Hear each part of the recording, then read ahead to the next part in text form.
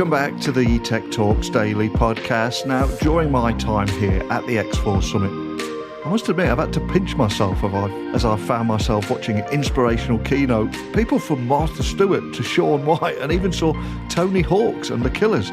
But the best thing about this trip is the amazing people that I get to spend just a few moments with on the show floor of a tech conference. And I got to be honest with you, a few years ago, there was a feeling that I would never get the chance to do this again. So I think the sights and sounds of everything have just increased over the last few days. And today, I managed to grab a few minutes with Maggie Butler, Director of Customer Experience at Allianz.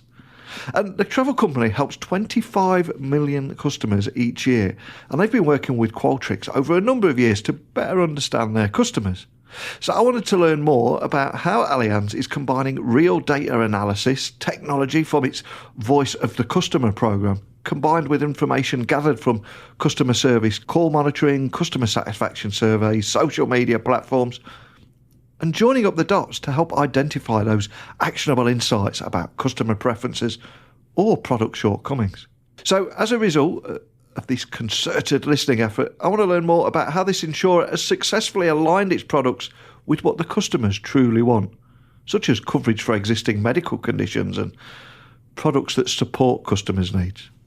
So buckle up and hold on tight, because no matter where you're listening in the world, I'm going to beam your ears all the way to Utah, where you can join me and Maggie on the show floor at the X4 Summit. So a massive warm welcome to the show. Can you tell the listeners a little about who you are and what you do? Thanks so much for having me. My name is Maggie Butler. I am the Director of Customer Experience for Allianz Partners US. We sell travel and specialty insurance, and we protect people and their travel investment. Cool. And Allianz Travel Insurance actually helps 25 million customers a year. So just to set this scene, so can you tell me more about the company and what makes you different from other providers? Absolutely. Allianz is a really fantastic company. I think the thing that really sets us apart is the people that work for us. We have a motto, hiring for heart. And I think that really comes across in the way that we service our customers, but also the way that we provide for our own employees and look out for each other. And what we really do at the end of the day, even though we say we sell travel and specialty insurance, and in many instances, we're helping to save lives if they're traveling and have an emergency medical situation come up. So it is really much more involved than just what people might initially think of travel or specialty insurance. Now, when I was researching Allianz, I learned that you have been working with Qualtrics over a number of years to ultimately better understand your customers. So can you tell me a bit more about that relationship and how they're helping you achieve your goals? We've been working with Qualtrics for 8 to 10 years at this point, and it's really been a great evolution and a really great partnership over time. Like many companies, we kind of started very basic surveys, let's just try to get some feedback. And over the years, what we really worked on is expanding on that feedback, really understanding what people are going through at those moments that matter the most to the customer, and then understanding what's working well, what customers like, dislike, and what are their expectations. Customer expectations are always evolving.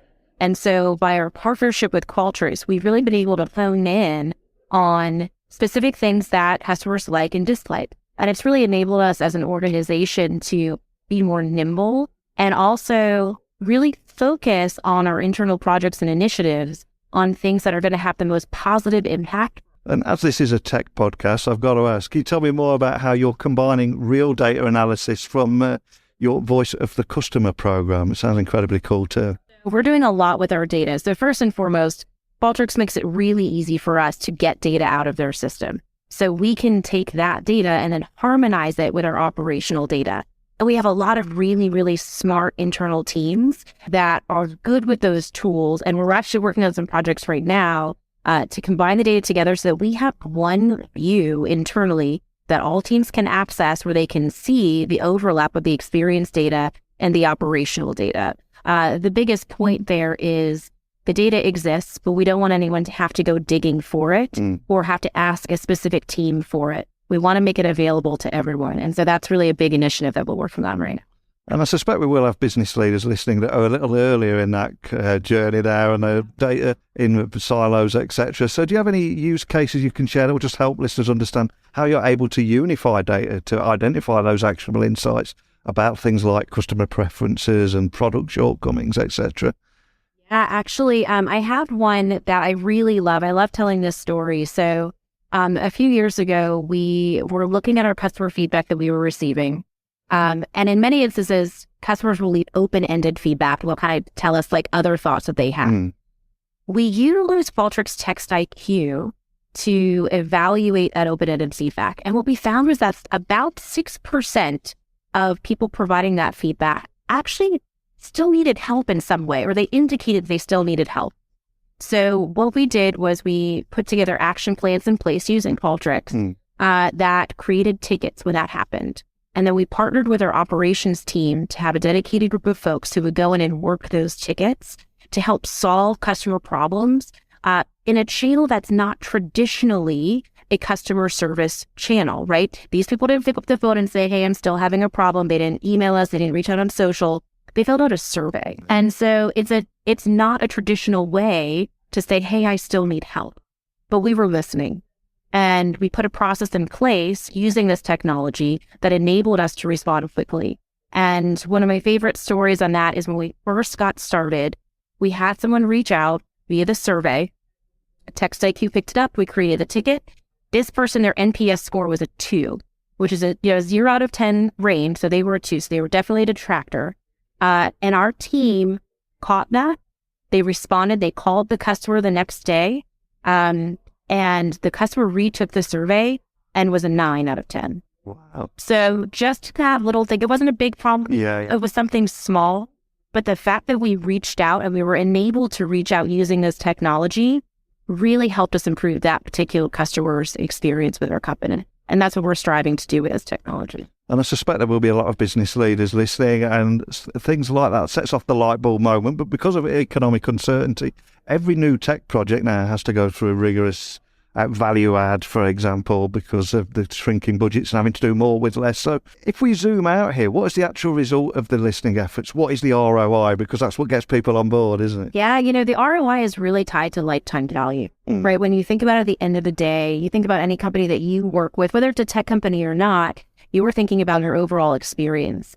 And so the ROI is so much more than what the, upfront cost of a child is. I will say that one of the nice things about Qualtrics is that it didn't require us to have a lot of IT involvement in implementation. We could do a lot without having to pull in those teams. So it saves us collectively a lot of time and effort because our teams who are not IT can just get in there and start working. So there's certainly enablement that happens there. But the value really comes from how you're making people feel, and if they are going to be willing to come back and work with us again in the future. I see that often when it comes down to a claim experience, how quickly they've gotten through the claim experience, or if in the unfortunate situation, they had a medical emergency and they needed to utilize our assistance services, which are excellent, by the way. And in many cases, we're helping save people's lives when they're traveling abroad. In those particular situations, these people and the interactions that they're having with our company are so impactful that that's what's going to set us apart. And they're always coming back because we've given them an experience that above and beyond meets their expectations, it exceeds their expectations. And being able to capture that and get that feedback helps us with proof points to continue to build on these programs that we already have. So that we can do more in those areas and prove that we are actually helping people and that experience is resonating with them. And I appreciate this is a pretty big question, but what advice would you offer to a business leader listening that maybe wants to follow in your footsteps? They find it a bit daunting, overwhelming at the moment, but what advice would you offer them? That was actually a really easy question. Right. Yep. And I'm going to use an example of our current CEO. His name is Jeff Wright. Jeff hasn't been our CEO for too long. And he's a finance guy traditionally. So he would tell you he doesn't have an experience background.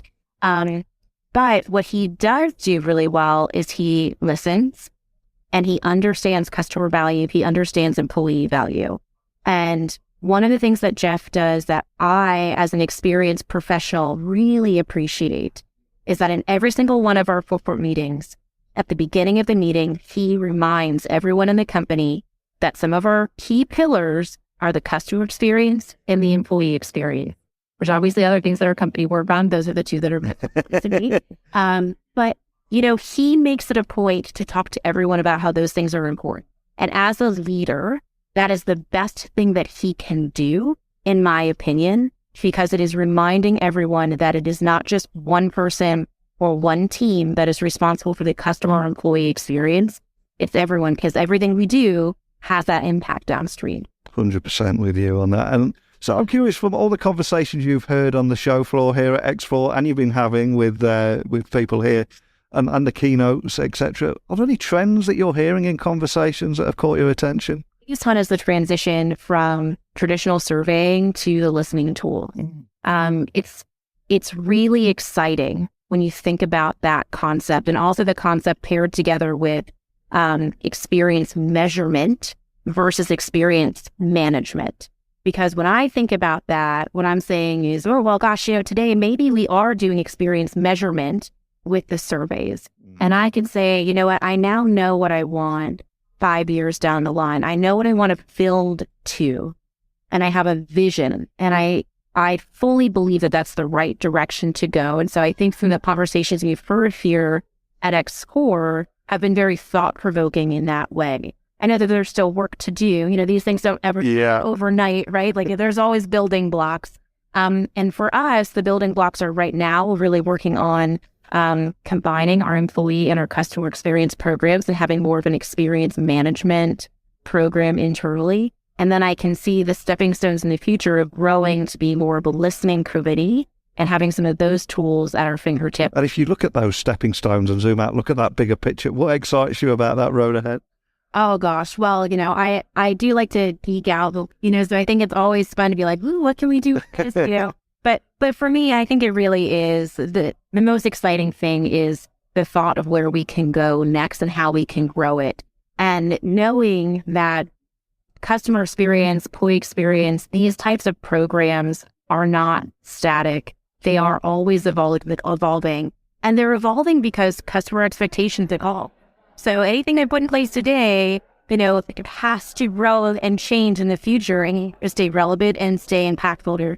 Awesome. And I love chatting with you today. I'm going to finish now on a light-hearted note. So I'm going to ask you to reflect on your career. Is there a funny or interesting story you can leave everyone listening? Yes, absolutely. This is my claim to fame.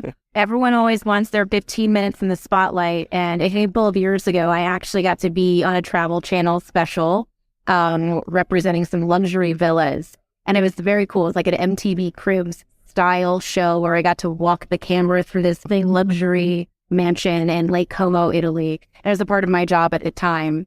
So that's my claim to fame. I was on the Travel Channel at one point, and I'll never let anyone forget it. Oh, man. It's incredibly cool. Before I let you go, for anyone listening, just want to find out more information about the kind of things that we talked about today, maybe connect with you or your team. What's the best starting point for everything? Go to AllianzTravelInsurance.com.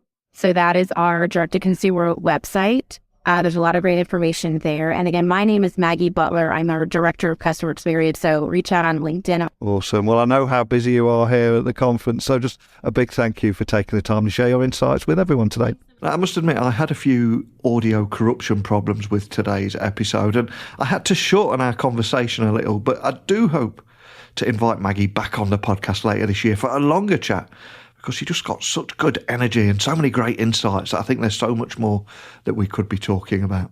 But if there's anything you would like to hear me talk about, let me know. Equally, if you've got any questions, as always, email me, techblogwriter@outlook.com, Twitter, LinkedIn, Instagram at Neil C. Hughes. And I also cordially invite you to join me again tomorrow. So a big thank you for listening as always. And until next time, don't be a stranger.